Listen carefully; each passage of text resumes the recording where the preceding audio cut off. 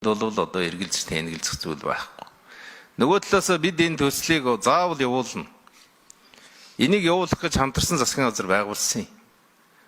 Өмнө нь гадна дотны бүтэн явуулахтайгаар энэ төслийг байнга унгаж ирсэн. Айдсаар тоглолдог. Мал амтан, байгаль орчин, хортоо. Тэг бусад улсууд яаж ашиглаж болоод байгаа юм? Монголчууд тийм ядуу юм уу? Тийм ухаан муутай юм уу? Тийм дорой юм уу? Тийм боловсралгүй болчиход байгаа юм уу? Монголчууд Казахстанаас юугаараа ялгаатай юм? Яагаад Казахстанд ашиглаж болоод Монголд ашиглаж болдгүй юм бэ? Тийм учраас энэ ажил явнаа.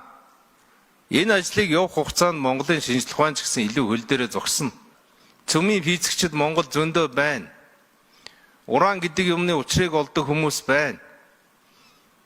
Бид нар монголчууд тэр хүмүүст үл итгэдэг. Гадныханд итгэдэг. Казах хөгжилтэй учраас чадаж байна. Монгол ядуу болохоор чадахгүй. Тийм байхгүй. Хийн.